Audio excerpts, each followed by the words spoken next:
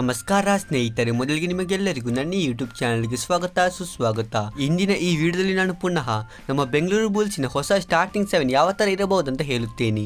ಹೌದು, ನಾನು ಆಕ್ಷನ್ ಮುಗಿದ ಕೂಡಲೇ ನಮ್ಮ ಬೆಂಗಳೂರು ಬುಲ್ಸ್ನ ಹೊಸ ಸ್ಟಾರ್ಟಿಂಗ್ 7 ಬಗ್ಗೆ ವಿಡಿಯೋವನ್ನು ಮಾಡಿದ್ದೆ. ಮತ್ತೆ ಆ ವಿಡಿಯೋಗೆ ನಿಮ್ಮ ತುಂಬಾನೇ ಒಂದು ಉತ್ತಮವಾದ ರೆಸ್ಪಾನ್ಸ್ ಕೂಡ ಸಿಕ್ಕಿತ್ತು. ಅದರ ನಂತರ ಕೆಲವು ದೊಡ್ಡ ದೊಡ್ಡ ಕಬಡ್ಡಿಯ ನ್ಯೂಸ್ ಚಾನೆಲ್ಗಳು ಅವರ ಪ್ರಕಾರ ಬೆಂಗಳೂರು ಬುಲ್ಸ್ನ ಹೊಸ ಸ್ಟಾರ್ಟಿಂಗ್ 7 ಯಾವ ಥರ ಇರಬಹುದು ಅಂತ ಹೇಳಿದ್ದಾರೆ. ಹಾಗಾಗಿ ಇಂದಿನ ಈ ವಿಡಿಯೋದಲ್ಲಿ ನಾನು ಅದೇ ಒಂದು ಸ್ಟಾರ್ಟಿಂಗ್ 7 ಬಗ್ಗೆ ಮಾತಾಡುತ್ತೇನೆ. ಮತ್ತೆ ಇನ್ನೊಂದು ಕಡೆಯಲ್ಲಿ PKL ಸೀಸನ್ 12 ಯಾವಾಗ ಶುರು ಆಗುತ್ತೆ ಅಂತ ಒಂದು ತುಂಬಾ ದೊಡ್ಡ ಅಪ್ಡೇಟ್ ಕೂಡ ಬಂದಿದೆ.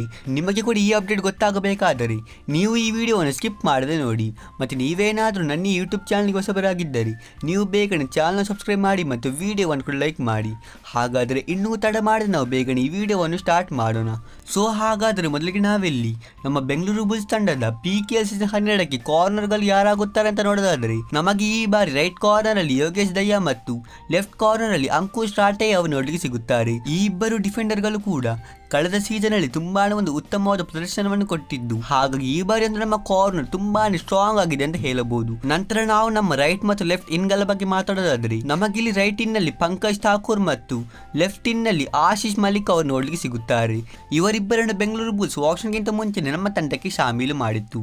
ನಂತರ ನಾವಿಲ್ಲಿ ನಮ್ಮ ಕವರ್ಸ್ ಗಳ ಬಗ್ಗೆ ಮಾತಾಡೋದಾದ್ರೆ ನಮಗೆ ಈ ಬಾರಿ ರೈಟ್ ಕವರ್ ಅಲ್ಲಿ ಸಂಜಯ್ ದುಲ್ ಮತ್ತು ಲೆಫ್ಟ್ ಕವರ್ ಅಲ್ಲಿ ಧೀರಜ್ ಅವರು ನೋಡ್ಲಿಕ್ಕೆ ಸಿಗುತ್ತಾರೆ. ಇಲ್ಲಿ ಸಂಜಯ್ ದುಲ್ ಅವರಿಗೆ PKL ಅನ್ನು ಆಡಿರುವ ಎಕ್ಸ್ಪೀರಿಯನ್ಸ್ ಇದೆ. ಆದರೆ ಇನ್ನೊಂದು ಕಡೆಯಲ್ಲಿ ಧೀರಜ್ ಅವರು PKLಗೆ ಹೊಸ ಆಟಗಾರನ ಆಗಿದ್ದು ಇವರನ್ನು ನಮ್ಮ ತಂಡ ಆಕ್ಷನ್ ಅಲ್ಲಿ 40 ಲಕ್ಷವನ್ನು ಕೊಟ್ಟು ಖರೀದಿ ಮಾಡಿತ್ತು. ಈ ಬಾರಿ ನಾವು ನೋಡೋಣ ಇವರು ಯಾವ ತರಹದ ಒಂದು ಪ್ರದರ್ಶನವನ್ನು ಕೊಡುತ್ತಾರೆ ಅಂತ.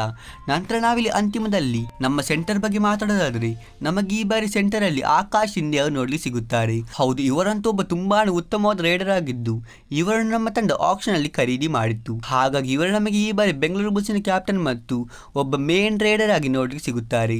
ಸೊ ಇದು ಆಗಿತ್ತು ನಮ್ಮ ಬೆಂಗಳೂರು ಬುಲ್ಸ್ ತಂಡದ ಹೊಸ ಸ್ಟಾರ್ಟಿಂಗ್ 7. ನಾವಿಲ್ಲಿ ಈ ಬಾರಿ PKL ಸ್ಟಾರ್ಟಿಂಗ್ ಡೇಟ್ ಬಗ್ಗೆ ಬರುತ್ತಿರೋ ಒಂದು ದೊಡ್ಡ ಅಪ್ಡೇಟ್ ಬಗ್ಗೆ ಮಾತಾಡೋದಾದ್ರೆ ಈಗಾಗಲೇ ಬರುತ್ತಿರೋ ರಿಪೋರ್ಟ್ಸ್ ಪ್ರಕಾರ ನಮಗೆ PKL ಸೀಸನ್ 12 ಆಗಸ್ಟ್ ಇಂದ ನೋಡ್ಲಿಕ್ಕೆ ಸಿಗುತ್ತೆ. ಹೌದು, ಆಗಸ್ಟ್ 15ರೊಳಗೇನೆ ಈ ಬಾರಿಯ PKL ಸೀಸನ್ ಶುರುವಾಗಲಿದೆ. ಈ ದಿವಸನಂತೂ ಕೇಳಿ ನಿಮಗೆಲ್ಲರಿಗೂ ತುಂಬಾನೇ ಖುಷಿಯಾಗಿರಬಹುದು. ಹಾಗಾದರೆ ಈ ವಿಡಿಯೋದಲ್ಲಿ ಇಷ್ಟೇ. ನಾವು ಸಿಗೋಣ ಹೀಗಿದ್ದು ಮುಂದಿನ ಇಂಟ್ರೆಸ್ಟಿಂಗ್ ವಿಡಿಯೋದಲ್ಲಿ. ಅಷ್ಟರವರೆಗೆ ಬೈ ಬೈ.